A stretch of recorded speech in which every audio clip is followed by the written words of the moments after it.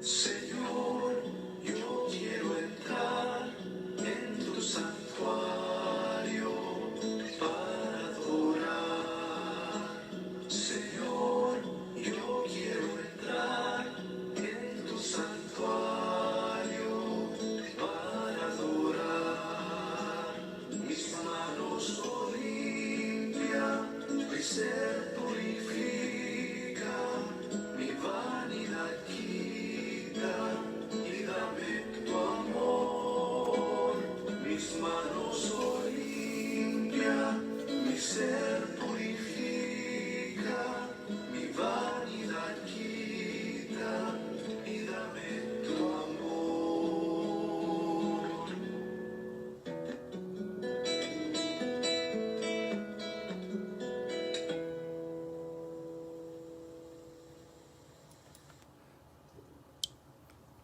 Amén. Muy buenos días. Que Dios les bendiga a todos.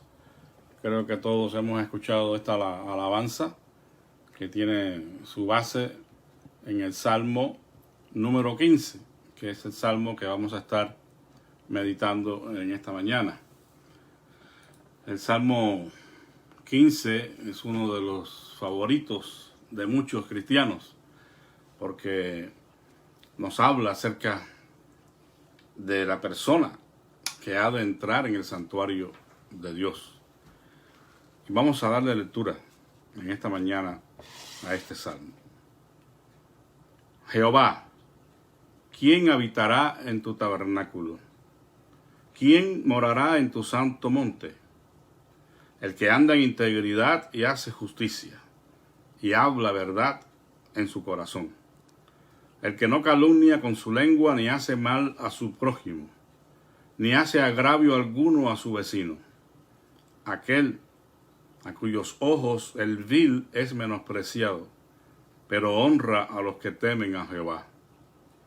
El que aun jurando en daño suyo, no por eso cambia. Quien su dinero no dio a usura, ni contra el inocente admitió cohecho. El que hace estas cosas no resbalará jamás. Bendito sea el Señor. Bueno, pues yo creo que es una pregunta que el mismo Salmo responde inmediatamente acerca de quién sería el que habitaría en el santuario del Señor, el que estaría en la comunión con Dios, gozando de su presencia. Aquí en este salmo yo quiero hablar de lo que se constituye en una clave para la comunión íntima con el Señor. Antes de entrar en el templo, en el contexto del salmo, se instruye a los fieles sobre las condiciones morales necesarias para participar dignamente del culto al Señor. Eso lo vemos también en un salmo como el Salmo 24. Versículos del 3 al 6, y también lo apreciamos en Isaías 33, versículos 14 al 16. O sea, hay una instrucción a los fieles adoradores de índole moral que son necesarias para participar en la adoración al Señor. El anhelo más grande del verdadero creyente es vivir en comunión íntima con su Señor. Su esperanza en esta vida es llegar a habitar con el Todopoderoso en el mundo venidero, de lo cual el santuario es una forma, es un anticipo, ¿verdad?, del santuario celestial, donde nosotros vamos a estar toda una eternidad con el Señor. Sin embargo, esta bendición de vivir en comunión con Dios y de habitar un día eternamente en su presencia no es para todos. Dios nos ha dado la promesa de la vida eterna, pero esta promesa no es incondicional y va mucho más allá de repetir una oración. A veces pensamos que la vida cristiana consiste en aceptar al Señor Jesús a través de una oración y ya. Sin embargo, sabemos que eso sería una ilusión. La vida cristiana es muchísimo más que eso. La fe que profesamos tener en Dios y en el Padre y en su Hijo, con base a nuestro arrepentimiento de nuestros pecados, va de la mano con una vida íntegra delante del Señor. La palabra integridad es la palabra clave de nuestra comunión con Dios, porque es imposible vivir en comunión con Dios si no se vive en integridad. Entonces vamos a descubrir en este salmo cuál es el significado de vivir en integridad. Realmente, a la luz del salmo, es bastante simple este asunto. La integridad tiene que ver, en primer lugar, con todo lo que se hace, es decir, con nuestras acciones. Si leemos el versículo 2, dice, el que anda en integridad y hace justicia. Y en el versículo 5 dice, quien su dinero no dio a usura, ni contra el inocente admitió cohecho. Aquí en estos dos versículos se aprecian las acciones de las personas. Las acciones en lo privado y las acciones en público. Porque a los hombres, pues, podemos engañar.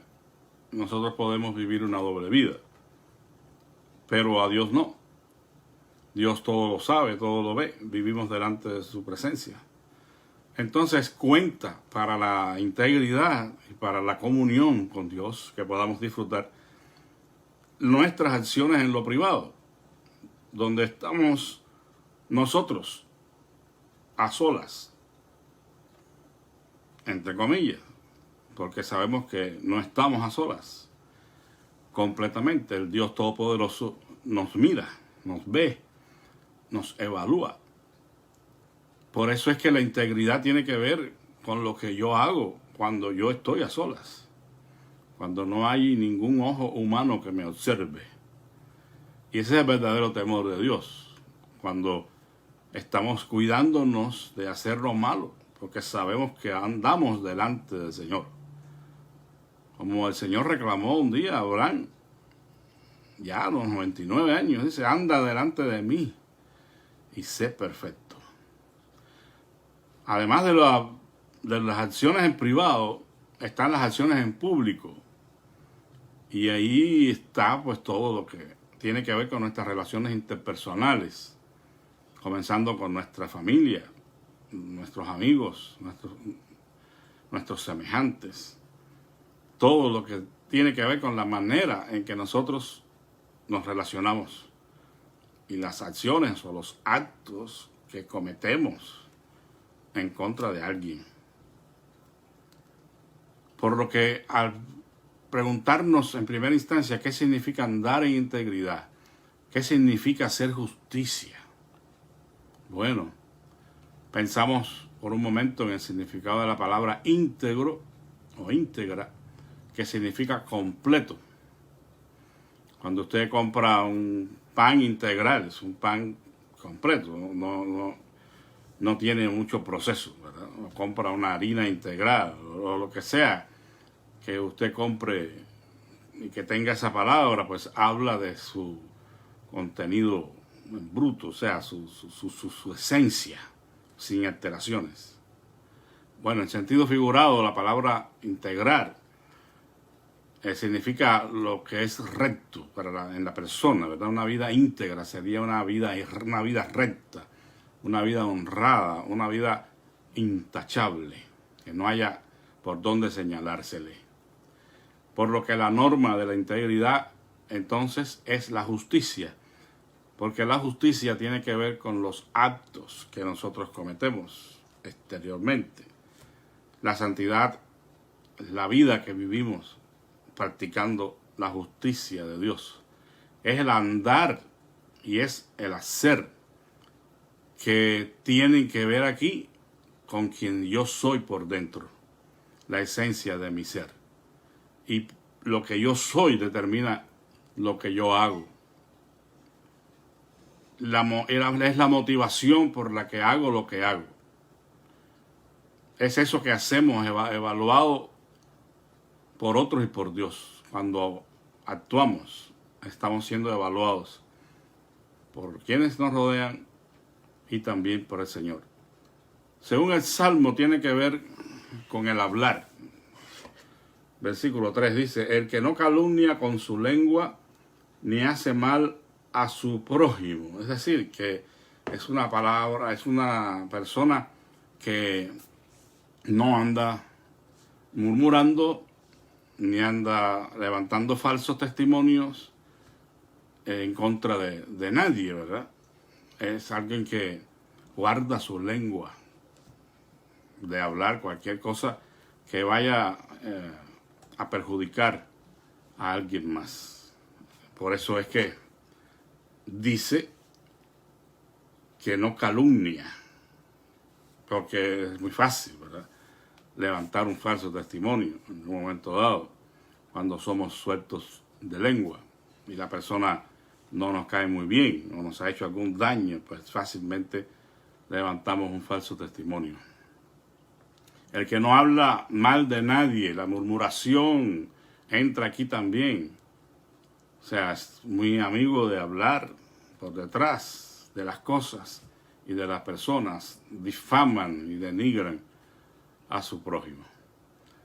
Entonces, la integridad tiene que ver con el hablar y debemos cuidar nuestras palabras. Las Escrituras nos dicen que nuestras palabras deben ser las necesarias para la edificación de los oyentes, que debe ser sazonada con sal, es una palabra oportuna, una palabra que aporta, una palabra que levanta a la persona y no que la denigra. Esto no tiene nada que ver con callar la verdad. Es simplemente que las cosas tienen un momento en el cual se deben decir y la manera en que se deben decir. Porque, pues, la verdad tiene que ser manifiesta de alguna manera, pero tenemos que cuidarnos en nuestra manera de hablar.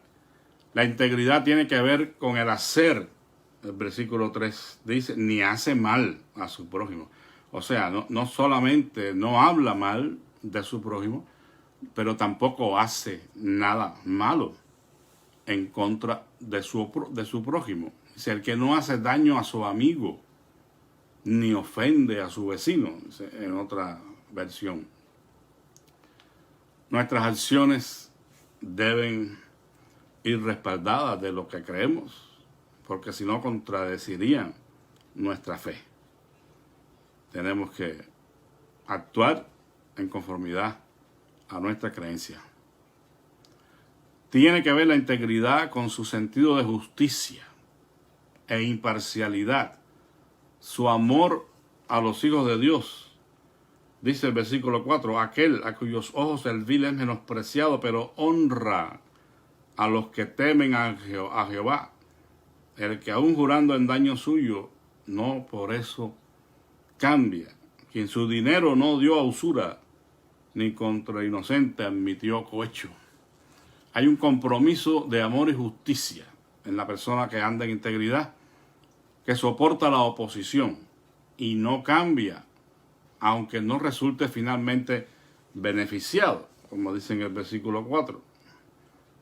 Pero aún jurando en daño suyo, no por eso cambia. O sea que aun cuando las cosas no le convengan a él, no salgan de acuerdo a lo que él estaba esperando, quizás en su propio beneficio, no por eso cambia.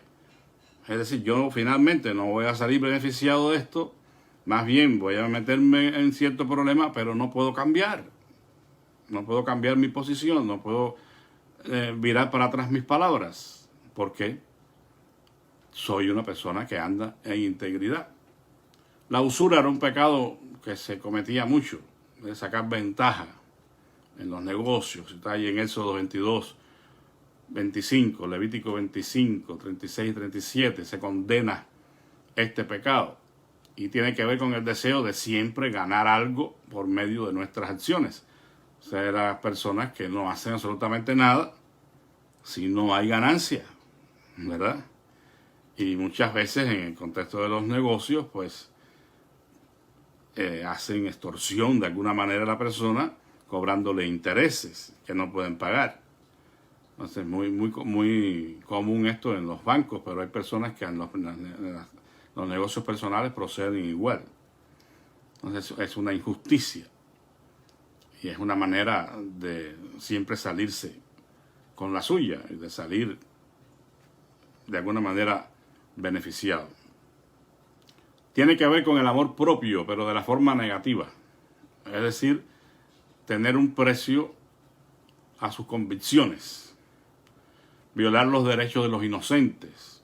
Vamos, en Éxodo 23:8, Deuteronomio 16, 18 al 20 y 23 y 27, 25, perdón.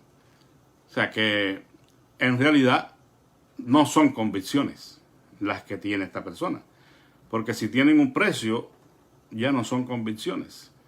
Si en alguna medida nosotros vamos a transigir a nuestras convicciones dependiendo de la ganancia o del beneficio que vamos a obtener, pues no son convicciones realmente.